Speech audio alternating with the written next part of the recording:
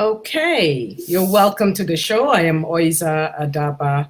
I'm here today with two very important young men, important to me on a personal level, and also because they represent the youth of today in Nigeria.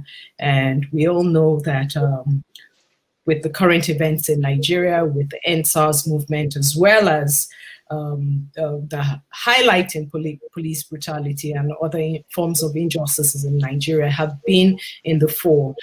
So I'm happy to have these two young men with me, and I welcome you both to the show. Thank you. Wonderful. I have David Orojo. David is a student, a medical student in the Caribbean, in St. Vincent. ND, as it's called, Ndubisi Igbeochi, is also, he's based in Nigeria at the moment, but he was a Nigerian student in Ukraine. And they're both here to talk to us about their experiences as Nigerian students in a different country, and as well as some of the experiences that they have gone through. So again, I welcome you both. Thank you. Great. David, I'll start with you. You're out there in St. Vincent in the Caribbean, and you have also been witnessing what has been going on in Nigeria. As a young person and as a Nigerian, how does this reflect on you, especially being so far away from home? Okay, thank you again for having me on the show. I would say I was very excited. I was very excited because for a long while we've been accused of being lazy. We've been accused of different things, and it's almost like we never speak up, we never talk, and this time we really we came out of that. We changed the narrative. We showed that no, we are actually not lazy. We are willing to make a difference, to make a change. And for me, being far from home, I could only relate with them and then try as much as possible to be supportive online. I was very active online, on Twitter, on Instagram. I was tweeting, retweeting, we're having conversations, talking to people. The only regret is I wish I could have been able to participate physically, and if I could do more. But I try to make up for that as much as possible by being online every day, seeing what is going on, tweeting, retweeting, and I also spoke to my friends. The Nigerians in diaspora here, we were actually very active on that. Every day I went online, I saw my friends from school, from the hospital, from everywhere, everybody, even people that you never see make a comment online. Everybody was into it, and I felt so happy because it's like we put away all our religious, gender, and tribal differences and bias. We put all of that away and we came together. And you could see in the organization, you could see from the protests online, everywhere there was organization. And for me, it gave a glimpse, an idea to what we could achieve when we are unified. Indeed. Yeah, and I was happy. I mean, let me ask you, Andy. I'm going to come back to you, David, in a minute. But Andy, talk to us about your own experience. Where were you when it started, and what has been your sentiment since then? Okay. Thank you very much for the opportunity to be on the show. As a young Nigerian, we've been going through a lot of difficulties in Nigeria in general. A lot of difficulties with jobs, with power supply, with just being able to live. And while we struggle with all this, while we've been struggling with all this while, we had the extra or additional problem of police brutality. So this SARS unit has been there for some time, and the problem with them was that they have this particular issue of profiling. They see young men and women, but most of the time it's men. You see young men looking good. You're using an iPhone or a Samsung phone, but a good phone. You have dreadlocks on, or you decide to braid your hair, or you have tattoos, or you're using a laptop or driving a nice car, and they believe because we have some of these things, they can bully you, harass you, and make you pay fines for no reason. And sometimes they get to the level of killing some of these young people. So it's been going on for a very long time, for years, and we've been crying out online mostly. We've gone to different lengths, but this time I think this is the highest level we've gone in terms of making our voices heard. Ndubisi, I'll come back to you. Let me talk to David for a minute about Okay. being a Nigerian student abroad. Okay. You're part of a diaspora community. And how has that experience been when it comes to relating with your government? I understand that you have been through some traumatic times, especially with the hurricane in 2017, I believe. Yes. And take us through that experience and tell us about the response that you got from the government. Oh, well. I'm sorry to put you through it again, but let people know. No problem. It's how do I put it? That was one of the most extreme situations I've ever been through in my life, because first off, I was so far from home, and we didn't have the comfort of knowing you had family around or you had people around. It was just the friends we had made at that time. I remember the night it first happened. We had gotten warnings, but we had warnings over the past couple of months, and nothing happened. And when that happened, I remember waking up the next, well, I barely slept. I actually fell asleep after the whole thing had gone down. And luckily for me, where my house was, where my apartment was, we had a decking, so we were downstairs. But all the windows in the house had shattered. Yeah, I remember being on the bed and my roommate calling me to get up, get up. And as soon as I got up, my window shattered and the broken pieces went right to the bed where I was lying down. And we just paused and we were just looking at each other. And I remember coming out the next morning and looking around, and it looked like, in movies when there's been a nuclear detonation and everything is raised down. So my house was a bit high on the hill because of the mountain terrain of the islands. And from where we stood, we could look down, and all we saw was just destruction, haze. And I remember I stood there with my roommates and my best friend then. I stood there looking down. We couldn't say anything for the next almost 20 minutes. We were just quiet. We had no words. And we started going around checking up on friends. I remember our neighbor's house had collapsed within the entire house, and it took hours for them to be able to bring out the debris to get him out. And my goodness. We had to go around, check up on our friends, help the few people we could help out. It was. I also remember that even the Prime Minister of the Dominica then was on the roof of his house begging for help, so if it was that bad, then you can imagine how it affected other citizens. And I also recall that you had to be moved between there and another island. School was interrupted and all of that. But like when it was time for, your government to be step into place, what happened when you guys stood there and you watched Canadian citizens being flown out, American citizens being rescued? What was going through your head at the moment?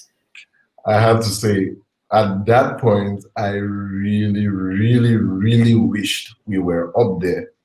I really wished, because we were there and we all suffered the same thing, and we saw helicopters, military, and all those people that came in. We saw them take the British citizens, the Canadian citizens, the Americans, even the Indian citizens. They go a ferry that took all of them out. And we were just there like, okay, so that's how it is. I remember having a friend and we're talking and we're lamenting together. And I told her I'll see her later. And the next thing, I'm like, oh, they're taking all the Canadian students. So reality really hit us at that point, and it was a sad situation. It was sad, but fortunately for us, about a week later or so, our school was able to organize, and they got ferries to take us off the island.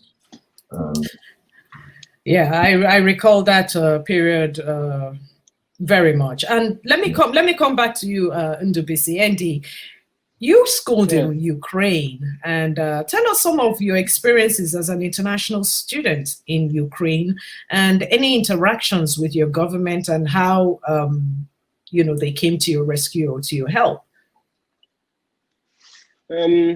Schooling in Ukraine was I think, as every other student at schools outside of his home country, it was difficult. It had its difficulties, but the Nigerian community in Ukraine is quite large.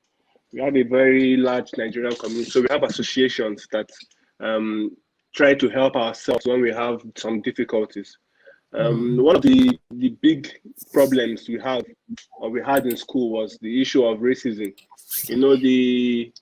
The Russian-Ukraine axis of the war, they're still, just like in many other countries, to be honest, there's still that racism that exists. So we had those difficulties, and the truth is, when we try to reach out to the government through our embassies, it's usually difficult, to get a hold of them. It's either they have so many things on their hands, or it was just very difficult. But the good thing, like I said, is that we had our Nigerian community. We had a way of, coming together and helping ourselves, even across different states in Ukraine. So while we're here, I will also, if it's possible, to reach out to those officials, the ambassador and the people representing Nigeria and Nigerians in Ukraine, for them to keep an eye and try to know how, their national are doing over there and how things are going, because it can be very difficult being far away from home. Yes. Yeah, indeed. And as a student as well, I can imagine what you're young, you're away from home, and you're relying on your government, and you see your friends and colleagues whose governments are, in a snap, they're ready to help. So it's a general complaint that we've received as diasporans, not just from students, but just from citizenry. Once you're out and you try to reach out to our government in particular, it is very, very difficult. During the hurricane, I remember reaching out to government officials in Nigeria, sending them an SOS, the relevant offices, from the secretary to the president to the office in charge of the diaspora. And unfortunately, the response was, either very minimal or not at all. And we would like to see that change. On that note, let me ask you, David, what would you're a young man, there's an agitation in the country, young people feel that there's a disconnect with the older generation and they're not listening, or they don't understand them. What should be done? Where is this middle ground? Is there a place for to rectify what has been done so far? David, let me take you first. Well, it's a tricky situation. Like we've seen this past couple of days, the young people, we presented our complaints, but we were met with aggression. So it's like there's the disconnect, as you just mentioned, there's a disconnect between the two generations. And I think it came from years and years of thinking we were never up to par. What's the point? They're young. They don't really know how to handle these things. So there was never the trust. And then we've grown up saying that these guys don't trust us, but how do you trust us if you've never given us a chance? How do you know if we can't or cannot if you've never given us a chance? Because if you look at our government, it's the same people that have been ruling since I was a kid. I've been hearing the same names since I was, and I grew up in a house of politics. So I've been hearing the same names till now for over 20 years. So there's that disconnect, and the older generation, sad to say, but they don't want that connect because there's no effort. There's no effort. I mean, look at we have people in government we call youth that are in their 50s. Is that exactly youth? Yeah, I feel young now. it, I get that. We will always feel young, and it's good. It's good I for the mind understand. and the body, but carry us along. It's like they've tried so much to say we're not up to par, we're not up to par. But who are you going to leave the country for? We are the future generation. Who it's if there's a disconnect between that when their generation phases out, who do they want to take over? If you don't properly groom the next, I mean, even when we look at ancient times in societies in monarchies, the young king or the prince is always groomed. They start grooming him from a very young age, preparing him to take over. But we're not doing that. We're not doing in Nigeria. We're not doing that with our young people. We're not grooming everybody because it just from outside it looks like they go in there and they just want to stay in power, consolidate, and have it the entire time. So it's a tricky situation, but it sure is. Ndubisi, let me ask you, you are in Nigeria, and I know the caption read earlier that you are a student in Nigeria, but you're not a student anymore. You're now a doctor, now resident and practicing in Nigeria. You went back home after your studies in Ukraine. Why did you, what informed that decision? Because you could have easily stayed away. And also, in answering that, what does Nigeria have to offer people like you now? You know, young people that are hungry and driven and want to do so much for their country, not just living in Nigeria, but also abroad. Okay, thank you. The question you just asked now was the question I asked myself when I was almost done with school. You know, do I America right? Want to go back, but so it was difficult, but I had to remind myself the reason why I left the country in the first place. I told myself when I was leaving that I'm going to get the education I need and then come back home to try to contribute my quota to make the country better. You know, to try and see what I can add in the medical line and general to make the country better. So that was the drive, that was the motivation. So like I said, it was difficult. At times I was thinking, do I really want to go back to Nigeria right now? Just continue staying there. I had friends that stayed back, but you know, I had to remind myself, I had, you know, my parents are back here, my siblings are here. So if I leave and go, one day I'll still have to come back. So why not then? So I made the conscious decision to come back, you know, do what I had to take, do what I had to do, and then, you know, get into the system as a doctor. So the truth is, it's still very difficult. There's still a lot to be done. You know, there's still a lot to be done. I can't go into, I don't want to go into all the details, but as a young person, as a young doctor, as a young Nigerian, there are a lot of difficulties, you know. It's easier, sort of, as a doctor to get a job, but there are so many graduates that are roaming the streets that cannot get jobs, you know. And if you cannot get a decent job to get money to live, you start thinking towards going into criminal activities. So the truth is, the government has a lot to do, you know, to make life easier and to motivate even those of us, the youths that are still in the diaspora studying. Like my friend David, you know, I'm sure he's also having those thoughts of what next. So right. So if he knew that when he comes back, you know, he can easily go into the system, everything is made comfortable for him, and he will contribute to his quota with what he has learned.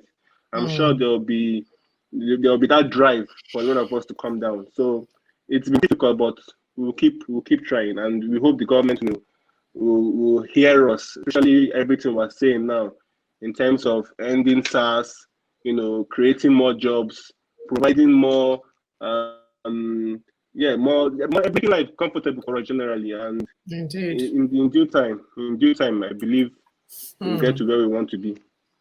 And making the country as beautiful as it's supposed to be. Yeah. I keep hearing Nigeria living on potential, and I'm like, really, potential? We are there. We got it. And David, you're in a very beautiful island. I'm so jealous. Ndubisi, don't you wish you were there in St. Vincent with David? I do. I do.